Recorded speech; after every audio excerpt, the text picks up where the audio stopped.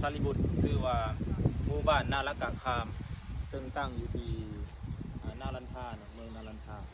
หมู่บ้านแห่งนี้กับตั้งอยู่กลางทุ่งนาทุ่งนาของชาวนาลันทาปัจจุบันเอิ้นว่านาลันทาแต่ว่าสมัยก่อนเอิ้นว่านาละกะคามก็คือบ้านของพระสารีบุตรนั่นเองซึ่งพระสารีบุตรนี่ก็ชื่อเดิมของเพิ่นชื่อว่าอุปติสสะต่อมาเพิ่นก็ได้ชื่อว่าสารีบุตรเพราะเอิ้นตามชื่อแม่ของเพิ่นแม่ของเพิ่นชื่อว่าสารีปุตตะพามณีสารีพามณีซึ่งเป็นคนรวยที่สุดอยู่ในหมู่บ้านแห่งนี้เป็นคนรวยแล้วก็ทงไห้ทงนาในนี่เพิ่นเป็นเจ้าของวัดแห่งของพระสารีบุตรพระสารีบุตรเป็นพระอัครสาวกเบื้องขวาของพระสัมมาสัมพุทธเจ้าเป็นพระธรรมเสนาบดีคือผู้ที่เรียกว่าเป็นแม่ทัพแห่งทัพที่หมุนวงล้อแห่งธรรมจักรของพระสัมมาสัมพุทธเจ้าที่เป็นเผยแผ่ธรรมะคำสอนของพระสัมมาสัมพุทธเจ้าช่วยเหลือพระพุทธเจ้าเผยแผ่ธรรมะเรียกว่าเปรียบเหมือนองค์แทนของพระสัมมาสัมพุทธเจ้าเลยแต่ว่าพระสารีบุตรไปเทศอยู่ไทยที่นั่นก็เหมือนพระพุทธเจ้าไปเทศเพราะว่าเป็นผู้มีความรู้ความสามารถเป็นผู้มีปัญญาที่สุดในชาววของผมเป็นผู้มีปัญญาเลิศที่สุดนะครับยิ่งย่องว่าเป็นผู้มีปัญญาที่สุดเอาจากพระสัมมาสัมพุทธเจ้าเมื่อนี้กับพาทุกฐานมาเบิ่งบ้านของเพิ่นบ้านเกิดเมืองนอนของเพิ่นและก็เป็นบ้านที่พระสารีบุตรเพิ่นปรินิพพานนี่เขาจะเห็นเพิ่นเฮ็ดสถูปไว้เพื่อเป็นสัญลักษณ์ว่าในครั้งก่อนนี่คือบ้านของเพิ่นบ้านเกิดและก็บ้านปรินิพพานของเพิ่นก็คือเราพระสารีบุตรนี่เพิ่นก็ในช่วงวัยหนุ่มเพิ่นก็มีหมู่อยู่คนหนึ่งชื่อว่าโกริตะมานุเพิ่นชื่อว่าอุปติสสะไปลินพากันไปลินตามภาษาวัยรุ่นแล้วก็เกิดความเบื่อหน่ายอะไรในชีวิตก็คือเห็นว่าชีวิตนี้บ่เที่ยงจะหาทางความพ้นทุกข์ก็เลยไปหาอาจารย์ค้นหาอาจารย์แล้วก็ไปขอเป็นอาจารย์ขอเป็นลูกศิษย์ของชันชัยบริพันธ์โศกแต่ว่าขอเป็นลูกศิษย์แล้วก็เรียนมนต์เรียนจบทุกอย่างแล้วก็บ่แม่นทางพ้นทุกข์ก็คิดว่าบ่แม่นทางพ้นทุกข์ก็เลยตกลงเห็นดีกันว่าเอาจะไปหาสอบอาจารย์ใหม่ว่ะไปหาอาจารย์ก็เลยไปหาอาจารย์แล้วก็อยู่มาวันหนึ่งก็ไปพบพระอัสสชิเถระอยู่เพิ่นว่าบอนทางเข้าบ้านของเพิ่นมาบิณฑบาตแล้วก็ไปเห็นกิริยางดงามของเพิ่นก็เดินตามหลังไปแล้วก็เห็นเพิ่นนั่งสันเข่าก็เข้าไปถามก้มคาบไปถามว่าโอ้ยว่าท่านอาจารย์นี่เป็นลูกศิษย์ของไผบวชในสำนักของไผแล้วก็อาจารย์ของท่านนี่สอนเพิ่นได้ว่าอันบอกเขาหน่อยเด้ว่าพระที่ก็ว่าโอ้เฮานี่บวชในสำนักของพระผู้มีพระภาคเจ้าอรหันตสัมมาสัมพุทธเจ้าแล้วก็เฮานี่เป็นผู้บวชไหมว่ายังผู้จักธรรมะวินัยดีของพระสัมมาสัมพุทธเจ้าของผู้ใดในนึงก็เลยพระพุทธเจ้าว่าโอ้ผู้ก็ได้ขอว่าที่นั่นเด้อขอให้อาจารย์บอกเขาหน่อยเด้ว่านี่เอาเพิ่นก็บอกคาถาหนึ่งเอิ้นว่าคาถาที่เป็นหัวใจของพระพุทธศาสนาคือคาถาเยธรรมาเหตุภควาซึ่งมีเนื้อความว่าทำเราได้เกิดเหตุพระตถาคตทรงแสดงเหตุแล้วก็ทรงแสดงเหตุแล้วก็ทรงแสดงความดับแห่งเหตุเหล่านั้นก็คือคาถาของหัวใจอริยสัจสี่นั่นเองก็คือทุกข์สมุทัยนิโรธมรรคทุกข์ก็คือความทุกข์สองมาก็คือสมุทัยคือความเหตุเกิดทุกข์แล้วก็นิโรธคือความดับทุกข์แล้วก็มรรคก็คือทางปฏิบัติให้ถึงความดับทุกข์ได้แก่อริยมรรคมีองค์แปดนั่นเองเป็นประเทศจบลงคาถานั่นแล้วก็พระสารีบุตรหรืออุปติสสะนี่ก็ได้บรรลุเป็นพระโสดาบันในขณะที่ฟังนั่นเองแล้วก็โอ้ยว่าสีไปหาหมู่ก็คือโกริตะที่ตกลงเห็นดีกันไปส่วนหมู่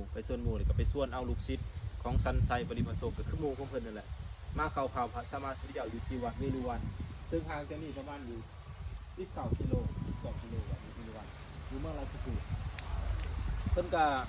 บวชมาแล้วก็บ่ดนก็ได้บรรลุเป็นพระอรหันต์ก็คือพระ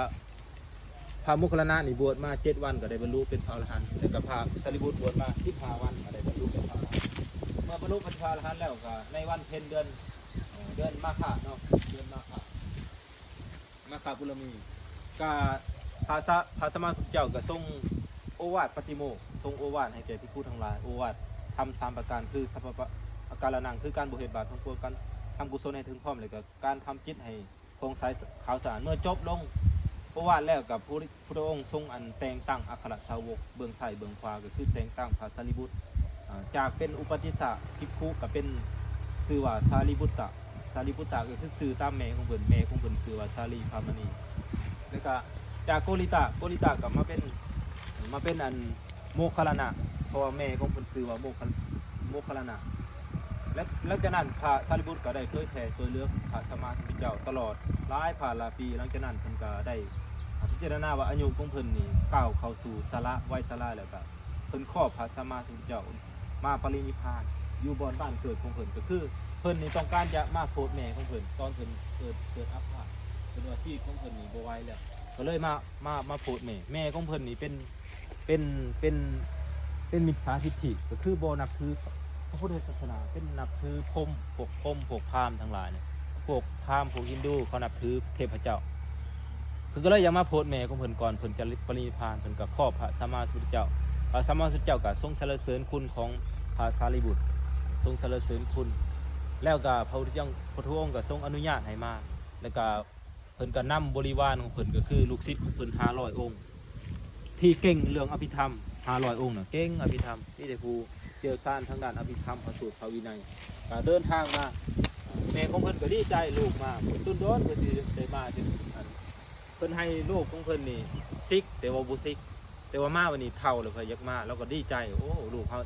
อันกลับใจเลยเนาะว่ากลับใจได้เลยเนาะว่าคือสิอยากมาซิกแล้วว่าลูกของเพิ่นนี่7 คนลูกของนางพามณีนี่7 คนพระสารีบุตรส่วนบวชเบิด ส่วนบวชเบิดทั้งยิงทั้งชายนี่ก็เลยยังให้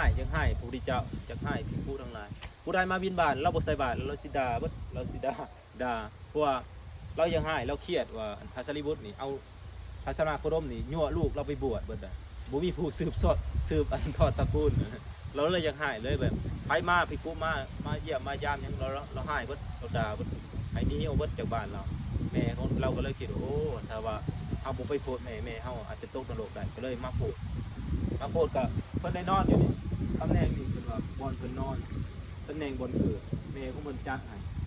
ถึงเป็นเขาก่อควมไว้พระเจ้าอโศกมหาราชขึ้นมาแล้วก็ก่อควมไว้แล้วก็เพิ่นก็นอนอยู่นี่แล้วก็เพิ่นท่าพระเนาะแล้วก็พระจุนถาซึ่งเป็นน้องชายของเพิ่นก็ได้มาอุปถัมภ์แล้วก็ได้ตกมากลางคืนเลยมีพวกอันเอิ้นว่าท้าวจตุโลกบาลทั้ง4มาขออุปถัมภ์อยู่นี่ลงมาเลยแสงปุงเครื่องเบิดทั่วอันห้องนอนของเพิ่นแม่ของเพิ่นเลยถามจนเฒ่าผู้ใดมา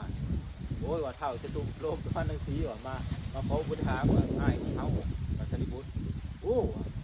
อันอ้ายเจ้านี่คือว่าคือเก่งแท้ว่าคือเก่งกว่าพวกเทวดาวันนี้ผ่านไปอันปฐมยามนี่ก็มัชฌิมยามผ่านไปเลยก็มีพระอินทร์ลงมาเลยก็แสงพร้อมโดยเทวดาทั้งหลายแสงหุงเครื่องเบิดแม่ของเพิ่นก็เลยถามเอ้าผู้ใดมาอีกโอ้ยว่าแม่นพระอินทร์ซึ่งเป็นว่าพระราชาแห่งเทพทั้งหลายแห่งเทวดาทั้งหลายมาขออุปถัมภ์พระสารีบุตรซึ่งเป็นนายของเฮาโอ้ว่าอันลูกของเฮานี่คืออัศจรรย์เหมือนปานนี้ว่าคือเก่งปานนี้หลังจากนั้นมันผ่านไปมัชฌิมยามอันนี้ก้าวขึ้นสู่ดึกๆก็เลยมีพระพรหมท้าวมหาพรหมลงมาขออุปถัมภ์อันพระสารีบุตรก็ปฏิเสธว่าเฮามีครูอุปถัมภ์แล้วนางพามณีเห็นดังนั้นเลยก็เลยถามไผผู้นี้คือหุงเฮืองอันกว่าอันเทวดาทั้งหลายที่มานั้นเราก็เลยบอกว่าจุนทาก็เลยบอกว่าผู้นี้คืออันเทพเจ้าที่เจ้าบูชาเนี่ยก็คือพระพรหมลงมาขออันอุปถัมภ์อ้ายของเฮาก็คือพระสารีบุตรเราก็เลยโป้เลยว่าลูกของเฮานี่คือเก่งกว่าพระพรหมพระอินทร์พระพรหมที่เฮาบูชาว่ะอาจารย์ของเพิ่นเลยสิเป็นไผว่าคือสิเก่งอันนี้ว่ะขนาดอันลูกศิษย์ของเรายังอันเก่งกว่าอาจารย์ของเราน่าจะเก่งกว่าก็เลยไปสอบถามพระสารีบุตรก็เลยแสดงคุณของพระสัมมาสัมพุทธเจ้าคือกล่าวอิติปิโสภะคะวะอะระหังสัมมาสัมพุทธเจ้าคือพรรณนาคุณของพระสัมมาสัมพุทธเจ้าเมื่อพรรณนาคุณเป็นร้ายในเนี่ยเฮ็ดให้แม่ของเพิ่นเนี่ยภาพซึ้งพระคุณของพระสารีบุตรแล้วก็ได้บรรลุเป็นพระโสดาบันด้วยพุทธคุณทั้งพุทธคุณจบแล้วก็ได้บรรลุเป็นพระโสดาบันโอ้ว่าเฮ็ดให้นางพามณีก็เลยน้ำตาไหลลงโอ้ลูกของเฮาคือว่าตอนยังมีชีวิตคือว่าอันคือบ่มาโพดเฮาตอนเฮาอันยังหนุ่มเฮ็ดให้เฮาลงที่ลงแดนไปหลายว่าเราก็เกิดความน้ำตาไหลลงแล้วก็ลูก หลังจากอันใกล้สิแจ้งก็เลยพระสารีบุตรก็เลยเอาจีวรครัวแล้วก็เข้าสู่ปฐมฌานตามลำดับแล้วก็ได้บรรลุได้เอิ้นว่าเข้าสู่อนุปาสิหยังก็เอิ้นว่าหยังอนุปาทิเสสนิพพานธาตุก็คือนิพพานทั้งธาตุทั้งขันธ์นิพพานอยู่ในห้องนี้เป็นเอิ้นว่าสิ้นสุดพระธรรมเสนาบดีสารีบุตรก็คือบนที่เป็นปรินิพพานในตอนไก่จะแจ้งเป็นปรินิพพานก็คือตายนั่นเองหลังจากนั้นเขาก็น้องของเพิ่นพร้อมด้วยบริวารเพิ่น500คู่ก็ได้พากันทำเอิ้นว่าซาปนกิจศพแล้วก็เอากระดูกหรือว่าพระธาตุนี่ไปถวายพระสัมมาสัมพุทธเจ้าอยู่ที่วัดเชตวันอยู่เมืองสาวัตถีหลังจากนั้นพระองค์ก็ทรงเอาสถูปของอันนั้นก็ให้ไปไว้อยู่ที่หน้าประตูวัดเวฬุวันเพื่อให้ชนทั้งหลายได้กราบหลังจากนั้นพระเจ้าอโศกก็เอากระดูกของเพิ่นกระดูกของพระสารีบุตรไปเมียนอยู่สถูปซันจีอยู่ที่ทางเหนือของประเทศอินเดียเป็นสถูปที่ยิ่งใหญ่ที่เอาไว้สำหรับพระอัครสาวกเบื้องซ้ายเบื้องขวานี่ก็คือตำนานของพระสารีบุตรที่เป็นบุคคลที่ควรเคารพบูชาเลยก็เป็นผู้ที่พระสัมมาสัมพุทธเจ้ายุย่อว่าเป็นผู้มีปัญญาที่สุดในพุทธศาสนาพระสารีบุตรมีคุณหลายประการมีคุณอย่างหนึ่งก็คือเป็นผู้มีปัญญาแล้วก็เป็นผู้ทรงอภิธรรมเลยเป็นผู้มีความอ่อนน้อมถ่อมตนแล้วก็เป็นผู้มีผู้จักคุณอีกอ่อนน้อมถ่อมตนก็คือ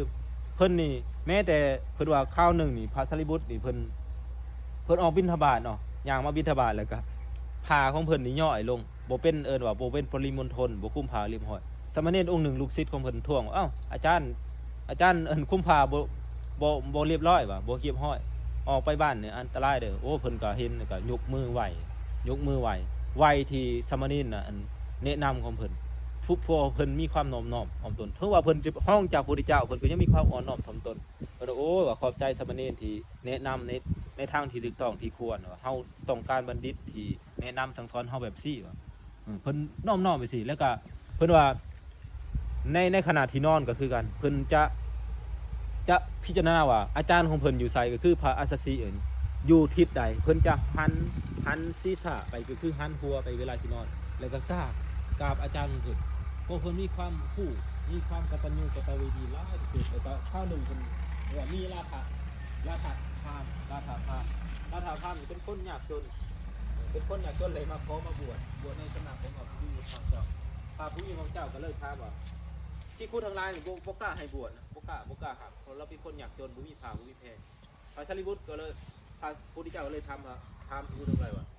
ผู้ใดเห็นคุณของอันดาราถาพามคนนี้พระสารีบุตรว่าเฮาจะหับบวชพอเห็นได้เจ้าจึงหับบวชพระสารีบุตรก็เลยกราบทูลพระผู้มีพระภาคเจ้าว่าข้างก่อนหรือว่าเมื่อก่อนนี่เราเคยใส่บาตรขน้อยนี่บ่วงหนึ่งหรือว่าปั้นหนึ่งใส่บาตรขน้อยเห็นคุณเหล่านี้ขน้อยสิหับเป็นลูกศิษย์เองว่าพระพุทธเจ้าว่าสาธุอันพระสารีบุตรนี่เป็นผู้มีความกตัญญูกตเวทีหลายถึงแม้เขาจะใส่บาตรเพียงก่อนเดียวเพียงปั้นเดียวเราก็ยังมีคุณนี่อันนี้ก็คือคุณของพระสารีบุตรหลายประการเพราะว่าเพิ่นบำเพ็ญบารมีมาตั้งแต่พระพุทธเจ้าชื่อว่าอนุมาทัสสีพร้อมกับพระโมคคัลลานะบำเพ็ญมาตั้งแต่1อสงไขยแสนกับก่อนเพื่อจะได้มาเป็นพระอัครสาวกเบื้องซ้ายเบื้องขวาของพระสัมมาสัมพุทธเจ้าเป็นผู้เลิศทั้งด้านปัญญาแล้วก็เพิ่นว่าเป็นบุรพาจารย์แห่งอภิธรรมคนทำอิฐก็คือหับอภิธรรมจากพระพุทธเจ้ามาแล้วก็สั่งสอนลูกศิษย์ของเพิ่น500แล้วก็เพิ่นพาลูกศิษย์ของเพิ่น500มาอยู่นี่แล้วก็หลังจากนั้นนางธรรมนีอันแม่ของเพิ่นก็เลยถวายดินที่ดินในทั่วนาลันทานี่เป็นอาหารสงฆ์เป็นอาหารหลังจากนั้นลูกศิษย์ของมันก็พำนักอยู่นี่แล้วก็เฮียนอภิธรรมอยู่นี่หลังจากนั้นมาก็ก่อโตขึ้นก็เลยเป็นมหาวิทยาลัยนาลันทาที่ยิ่งใหญ่ที่สุดในประวัติศาสตร์อินเดียเป็นผู้เก่งทั้งด้านอภิธรรมก็เลยถกเถียงกันเรื่องอภิธรรมตรรกะวิทยาหลายอย่างหลายแขนงหลังจากนั้นก็ดังไปทั่วโลกภิกขุชาวจีนอย่างเช่นว่าภิกขุรูปหนึ่งมาในปีพศ900ก็มีภิกขุว่าพาเฮียนแล้วก็เพิ่นเดินทางมาจากประเทศจีนแล้วก็มาเฮียนอยู่นี่ภิกขุชาวทิเบตก็มาเฮียนอยู่นี่แล้วก็ภิกขุชาวจีนอีกองค์หนึ่งที่ยิ่งใหญ่ที่สุดก็คือพระเชียนจังหรือว่าพระทั้งซัมจั๋งที่เป็นต้นตำนานของไซอิวที่เฮาฮู้กันพระทั้งซัมจั๋งก็เดินทางมาเฮียนในปีพศ1000กว่าเพิ่นก็เดินทางมาเฮียนแล้วก็เพิ่นมาบันทึกไว้อยู่นี่ว่าเป็นบ บอนนี่ก็คือบอนพระสารีบุตรเพิ่นได้นั่นแล้วก็มีวัดที่ห้ามอยู่นี่ซึ่งแถวนี้ก็เป็นหนึ่งในวัด11แห่งของเมืองนารันทาเมืองราชสีห์อันนี้ก็คือตำนานเนาะตำนานที่พาญาติโยมมาเบิ่งประวัติศาสตร์ที่น่าศึกษาน่าจดจำของพระพุทธศาสนาพระพุทธศาสนานี่บ่แม่นว่าสร้างขึ้นมาเพื่อหลอกคนนี่สถานที่จริงพระสารีบุตรพระโมคคัลลานะอยู่ไสถ้าเฮาตามมาในหนังสือก็มาเบิ่งก็เห็นเลยอยู่ทางในนี่เฮาบ่สามารถเข้าไปเบิ่งได้เพราะว่าเพิ่นล็อกไว้เพิ่นให้โทรหาเจ้าหน้าที่แต่ว่าเฮาก็คือสิบ่รบกวนเพิ่นก็เลยมาเบิ่งข้างนอกภายในเพิ่นน่าจะพาเข้าไปถ่ายข้างในถ่ายทำข้างในว่ามีพระพุทธรูปอยู่ในแล้วก็มีหลายอย่างที่เฮาเบิ่งเนาะที่เฮาอันมาเลยศรัทธาศรัทธาบ้านเกิดของพระสารีบุตรอยู่บ่นี้ถ้าว่าผู้ใดได้เดินทางมาอินเดียเนาะอย่ามากราบไหว้น้อมระลึกถึงพระอัครสาวกเบื้องขวาของพระสัมมาสัมพุทธเจ้าซึ่งเป็นผู้ที่มีคุณที่ยิ่งใหญ่ที่ช่วยเหลือพระสัมมาสัมพุทธเจ้าทรงเผยแผ่พระศรัทธาก็มานี่ให้มาให้ได้มาเพราะว่าบ่ห่างใกล้จากนารันทาเก่าเนาะมหาวิทยาลัยนารันทาผู้ใดมากก็ได้ย่างมาบนนี้เพราะว่าเป็นทงนาเขาเบิดปัจจุบันอันในสมัยพุทธกาลเขาเจ้าเห็นอะไรกับปัจจุบันกับเขาเจ้าเห็นอันนั้นก็คือเขายังเห็นไทยหน้าอยู่เลยพระสารีบุตรกับบ้านของเพิ่นอยู่บนนี้ถือเป็นตระกูลใหญ่เนาะเป็นตระกูลเศรษฐีบ้านเพิ่นแล้วนั่นเพิ่นมานี่แล้วก็หลังจากนั้นนางฟ้ามานี่ก็ได้ถวายอาหารหรือถวายดินนี่ให้แก่พระพุทธศาสนาเพื่อเป็นวัดเป็นอาหารเป็นที่สำนักที่เฮียนของพระลูกศิษย์ของพระสารีบุตรที่ได้เดินทางมา500องค์นั้นเพิ่นก็ได้อยู่นี่ต่อมาก็ได้เป็นสร้างอาหารมหาลัยที่ยิ่งใหญ่ที่สุดในประวัติศาสตร์อินเดียวันนี้เฮาก็ได้มีโอกาสเข้ามากราบมาไหว้มาพาญาติโยมมาเบิ่งประวัติศาสตร์คือน่าศึกษาน่าจดจำอยู่คือประวัติของพระธรรมเสนาสารีบุตรก็คือที่เท่านี้ก่อนเนาะเรื่องราวของพระสารีบุตรก็บันทึกเลย